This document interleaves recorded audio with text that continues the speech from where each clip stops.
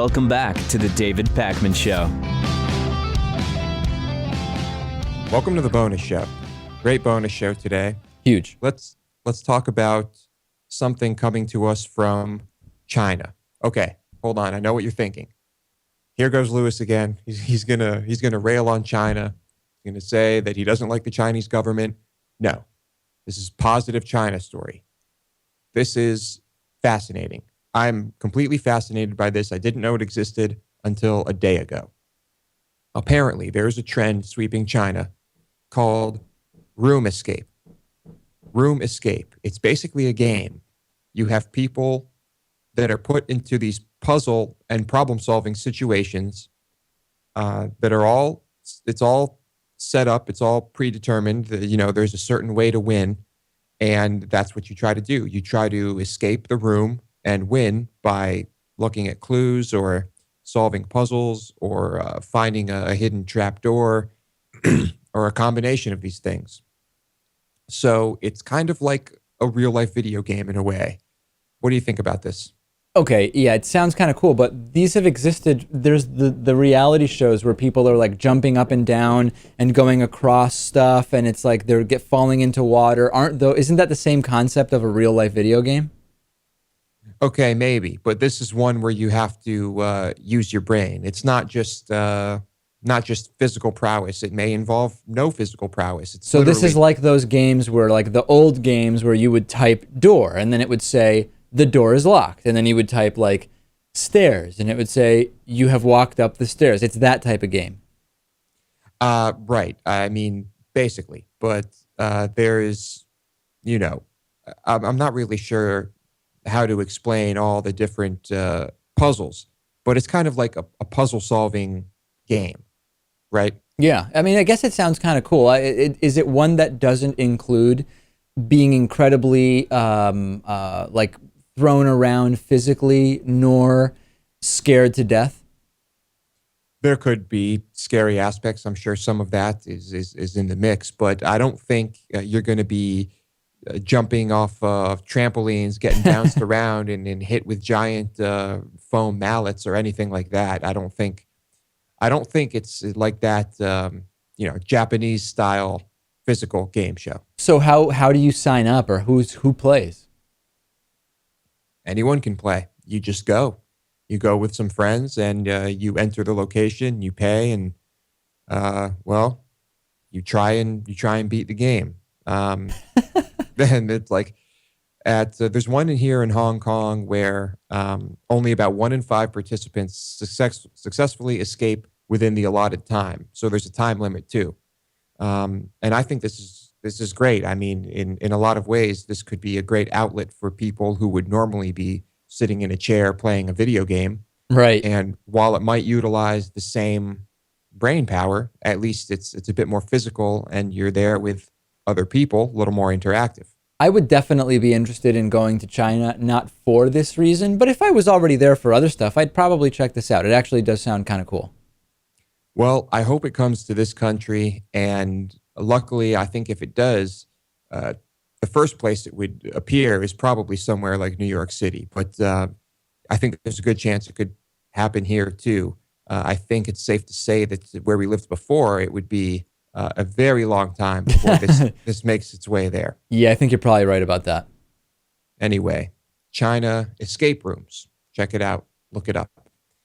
Okay, here's our a user submitted story from Anne about an earthquake in Pakistan. It's pretty interesting stuff. Apparently, Tuesday there was a 7.7 magnitude earthquake, pretty powerful, in southwestern Pakistan.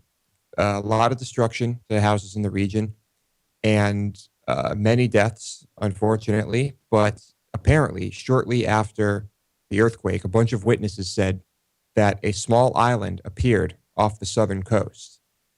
So it seems as though this earthquake forced some of the land up and created a little island. Yeah, this is really interesting, and thanks for sending in this story, by the way. And I hope more members will send in more stories, because the bonus show can really become the members show. But so what this made me think of was this: in the same way that this island wasn't there and now it is, I don't have a nuanced understanding of plate tectonics and that type of thing, but isn't it possible that there's a small island that currently has people and buildup on it that could go away if there was an earthquake, and wouldn't that be a huge problem? Yeah, I mean, you can get land, you can lose land. Of course, some places like Iceland, there's volcanic activity that creates new land very slowly, of course.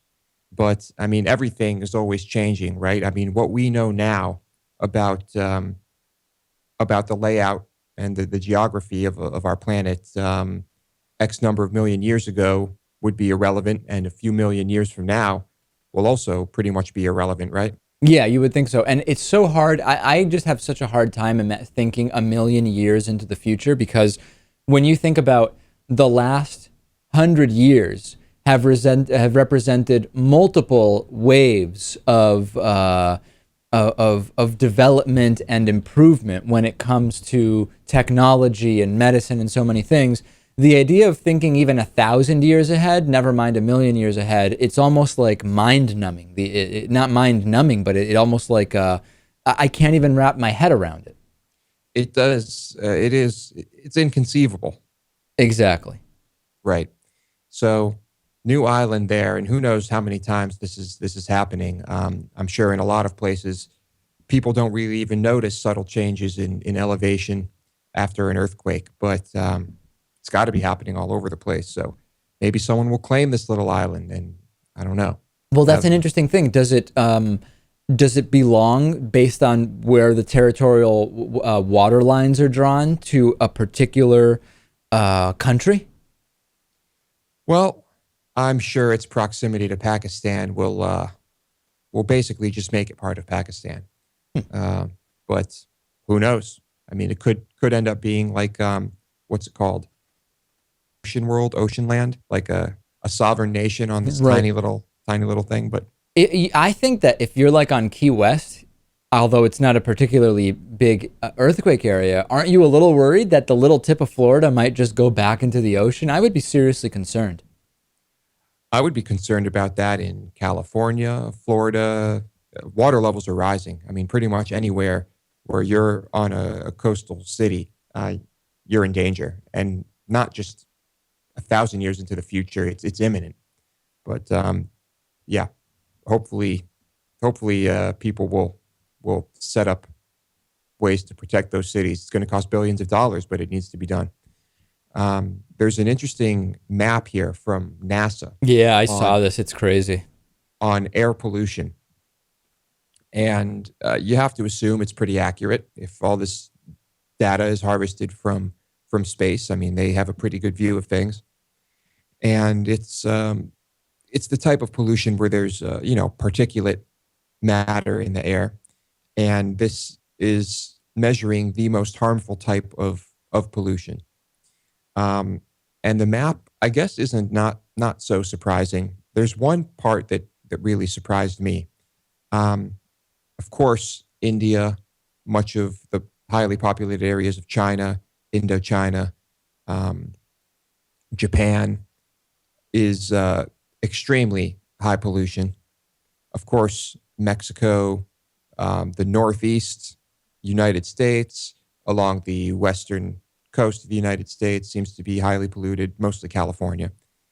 But what surprised me here is that basically all of Europe, except for Scandinavia, is very highly polluted. Huh. And is there a particular explanation for that? I'm not sure. This article does not get into that, but essentially all of it is part of the darker area here, which means high pollution.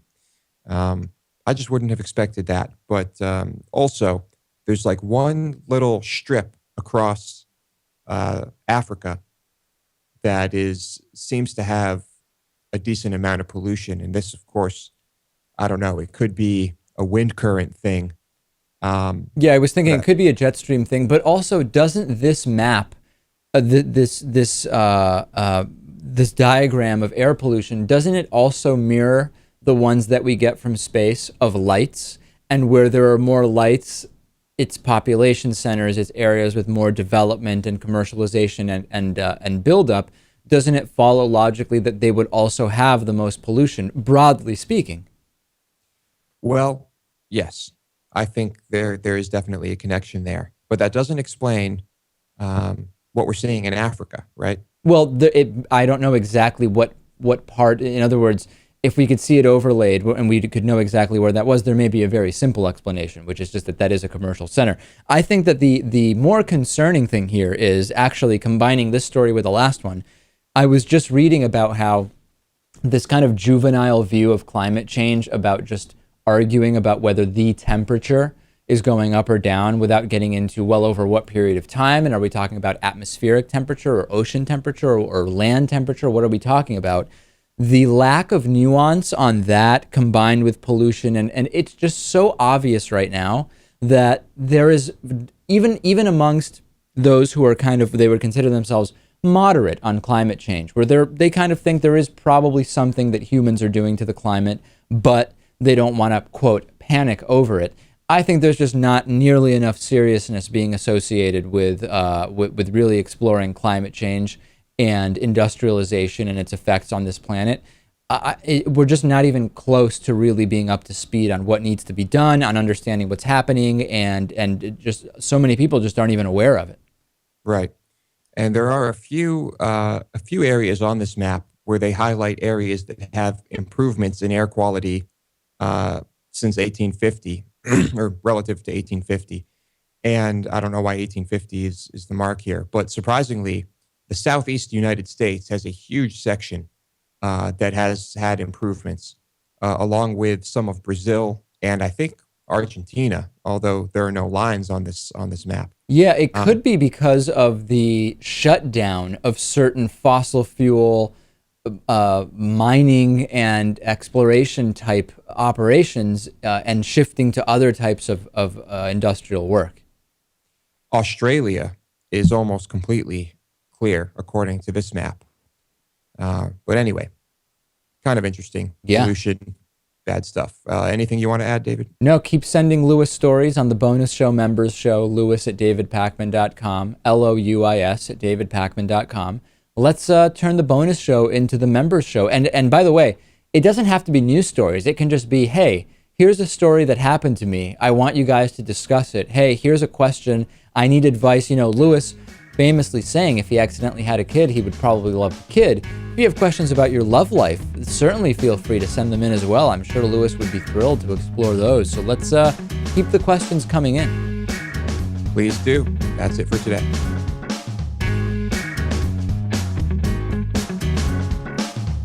The David Pakman Show at davidpakman.com.